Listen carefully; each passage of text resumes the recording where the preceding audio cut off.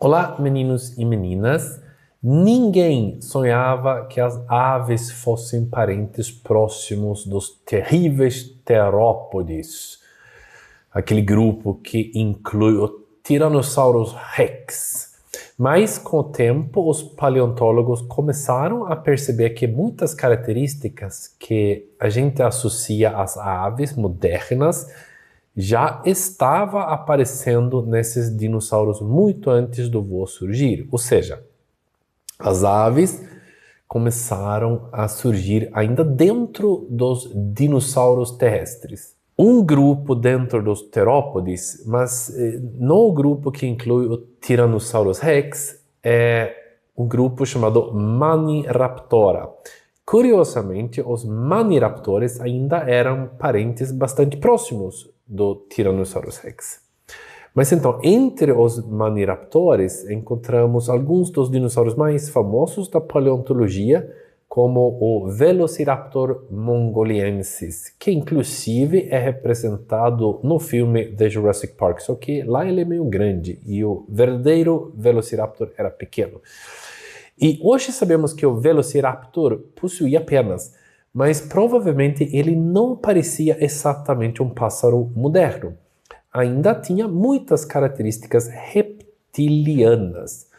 O mais provável é que fosse uma mistura interessante de traços reptilianos e aviários. Ele tinha provavelmente escamas em algumas regiões, penas em outras, uma longa cauda, garras afiadas. O Velociraptor ainda faz parte de um subgrupo de Maniraptores chamado Paraves, que significa algo como próximo das aves. Os paraves estão bastante próximos da origem das aves modernas que temos hoje. Ao longo dessa linhagem, dá para ver uma tendência geral de diminuição de tamanho, que é algo, na verdade, bastante interessante. Porque talvez você se lembra do último vídeo que falamos sobre dinossauros, e especialmente no Cretáceo, e esses dinossauros estavam ficando gigantescos, verdadeiros monstros. Mas os Paraves e os Maniraptores parecem ter seguido a tendência oposta. Eles estavam ficando menores ao longo da evolução. E outro ponto importante é que eles passaram a desenvolver braços cada vez mais longos. E isso é bastante relevante para a evolução do voo, ter braço comprido. E talvez uma das características mais importantes, então, muitos desses grupos, as espécies, já tinham penas bastante sofisticadas, semelhantes às penas modernas, usados no voo das aves modernas. Lembrando também que os terópodes, o clado ao qual pertence então Maniraptora, eram dinossauros bípedes, ou seja, andavam sobre duas patas. E isso é bastante importante também para a evolução do voo, porque liberou os membros anteriores para poder bater asa. Então, vamos então parar aqui por um momento, talvez, para falar sobre penas, já que esse grupo que a gente está falando faz parte da linhagem em que penas se torna extremamente importante. E primeiro, talvez, para que servem as penas? Bom, serve para voo, serve para isolamento térmico, proteção contra água, comunicação e exibição. E penas são estruturas, de certa forma, bastante complexas. Talvez uma das formas de isolamento térmico mais sofisticadas entre os vertebrados. Essas penas são feitas principalmente de beta-queratina, Corneous beta proteins em inglês, enquanto os pelos dos mamíferos, nós, são formados principalmente por alfa-queratina.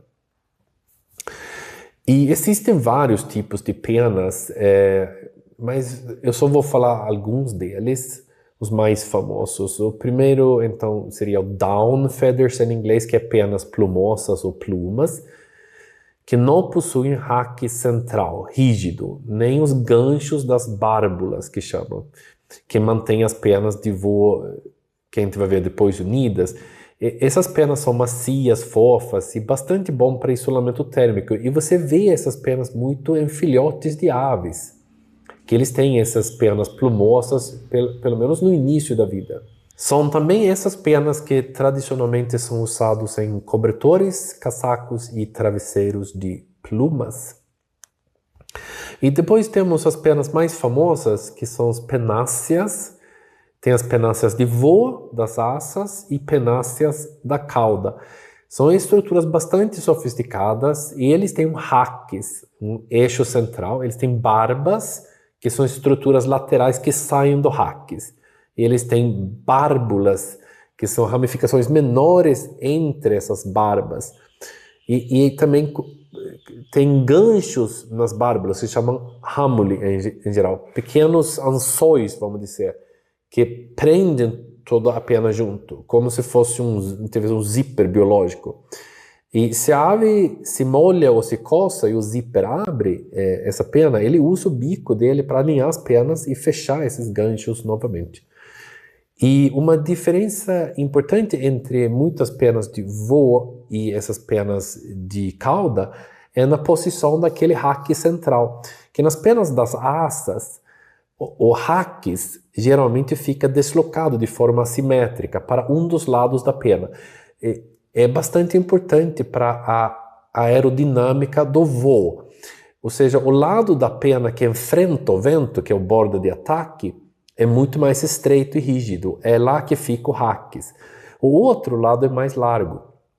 E essa diferença impede que a pena torce ou gire no meio do ar sob a pressão do vento, funcionando bastante parecido como uma asa rígida de um avião.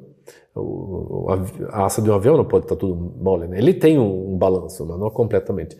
E as penas de cauda, o raques, normalmente se encontra de forma mais simétrica no centro da pena. E essas penas, o conjunto deles, permitem o voo controlado. Mas antes de voar, as penas provavelmente surgiram para outras funções e a pessoa em geral acha que foi para isolamento térmico.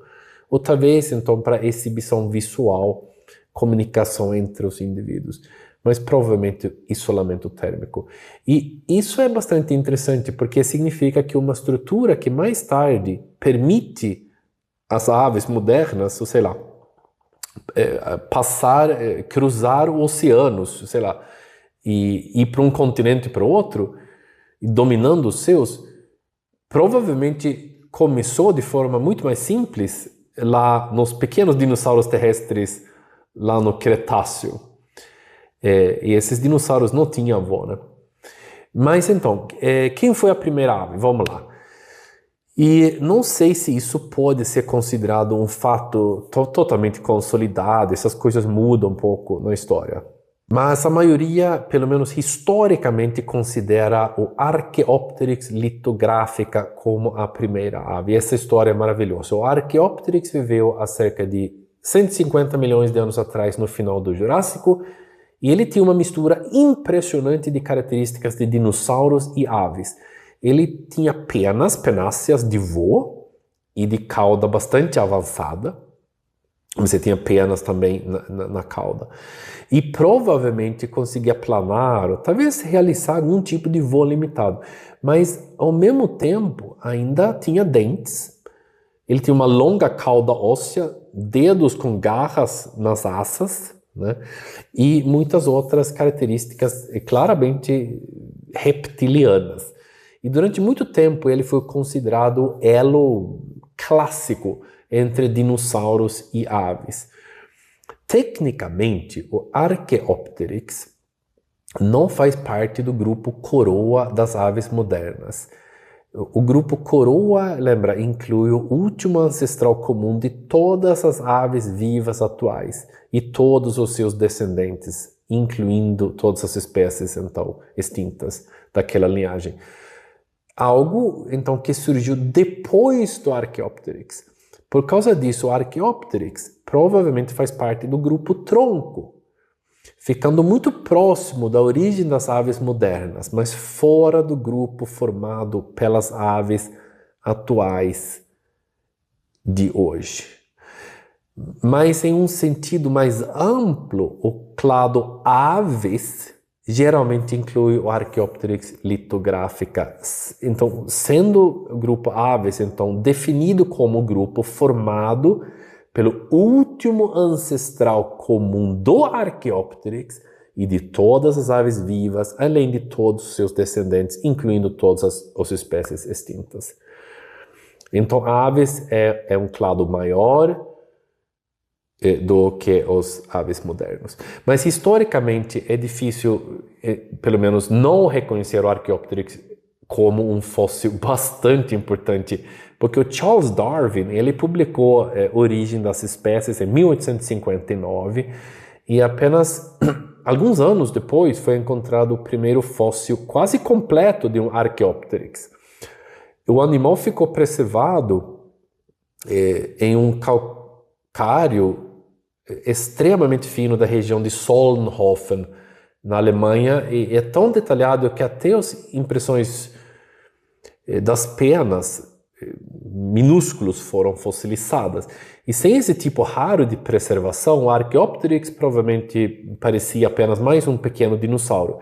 Mas graças à preservação absurdamente boa dessas penas que a Archaeopteryx tem, ele se tornou um dos fósseis mais importantes da história da ciência. Depois acharam vários outros Archaeopteryx em Solnhofen. E para a época aquilo foi gigantesco. Hoje a gente sabe que a evolução explica a biodiversidade da Terra, mas naquela época a teoria da evolução, ou seleção natural, melhor dizer, ainda era bastante controversa. E o Darwin, ele tinha apresentado muitas evidências da existência da seleção natural no livro dele, mas faltava fósseis de transição realmente impressionantes para realmente comprovar a teoria.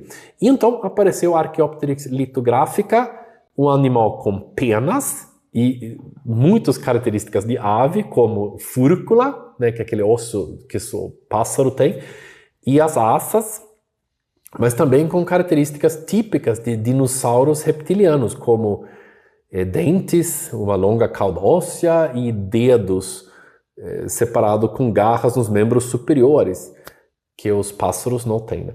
E esses dedos, aliás, esses dedos que o Archaeopteryx tinha, ao longo da evolução das aves, acabariam se fundindo e formando um osso bastante característico chamado carpo-metacarpo, que o carpo-metacarpo é considerada uma sinapomorfia importante das aves modernas.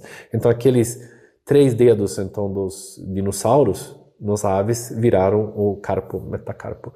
E para muitos cientistas da época, principalmente o Thomas Henry Huxley, que é um famoso conhecido como Bulldog de Darwin,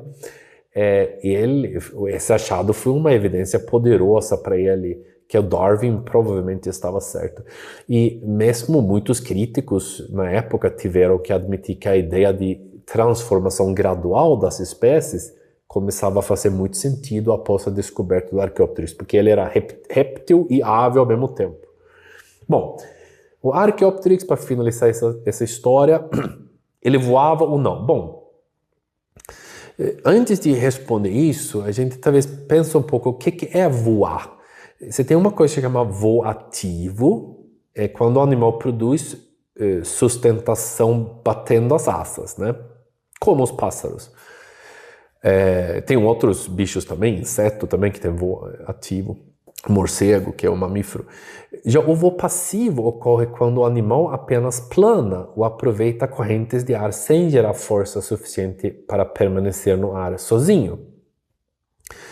Ele é um planador. E é justamente aqui que começa o debate sobre o Archaeopteryx. E ele certamente tinha penas sofisticadas e asas relativamente desenvolvidas, mas ainda não dá para ter certeza se ele fazia voos ativos ou se dependia mais de uma planagem. Talvez ele subia em árvore, pulava e planava. Difícil saber. Lembra que ele tinha as garras, ele podia ter subido em árvore, por exemplo. Mas uma coisa parece bastante clara, alguns pequenos maniraptores estavam pelo menos chegando muito perto do voo verdadeiro. E tem espécies como, por exemplo, Microraptor, Anchiornis e o próprio Archaeopteryx. Eles tinham essas penas penáceas bastante sofisticadas. O Microraptor, por exemplo, ele tinha penas assimétricas nas patas dianteiras e traseiras. E isso é bastante associado a aerodinâmico nas aves modernas. Então, talvez ele voava ativamente. Isso sugere que pelo menos alguns desses pequenos dinossauros conseguiam, com certeza planava, mas talvez um ou outro lá também tinha voo ativo. Meio primitivo, não tão bom quanto os pássaros de hoje, mas tinha algum tipo de voo ativo. Bom, chega de aves por enquanto. Você já viu no vídeo passado que um asteroide atingiu a Terra por volta de 66 milhões de anos atrás e os grandes dinossauros não aviários, os pterossauros e os grandes répteis marinhos desapareceram. Mas alguns pequenos maniraptores, pertencentes então ao clado Paraves, sobreviveram. E lembra-se, em grandes catástrofes, muitas vezes é bom ser pequeno. Aliás, durante o Triássico, Jurássico, o Cretáceo, os sinapsídeos, nós, que vai virar os mamíferos, também ocupavam nichos ecológicos voltados para animais pequenos. E alguns desses sinapsídeos também sobreviveram ao catástrofe, enquanto que os grandes animais sucumbiam no evento de extinção chamado KPG. O impacto foi absurdamente violento. Estima-se que libertou uma energia bilhões de vezes maior do que as explosões de Hiroshima e Nagasaki, que destruíram cidades inteiras na época, né?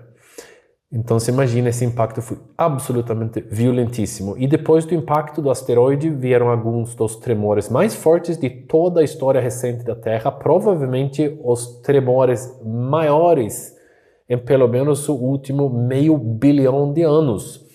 E teve incêndios, chuvas ácidas e um inverno global causado pela poeira lançada na atmosfera. Mas quando isso passou, então alguns pequenos dinossauros, maniraptores, dariam origem às aves modernas, porque eles sobreviveram. E alguns pequenos sinapsídeos, nossa linhagem, que dariam origem aos mamíferos, também sobreviveram. E claro, muitos outros grupos sobreviveram, insetos, invertebrados, peixes, anfíbios e vários outros répteis. Afinal, eles ainda estão aqui hoje, né, esses bichos. Mas no próximo vídeo vamos explorar a linhagem das aves modernas, que chamam Neornites. Eu já vou avisando, é um clado gigantesco. Mas isso no próximo vídeo. Gostou? Não gostou? Pode comentar. Seja educado comigo, respondo. Tchau!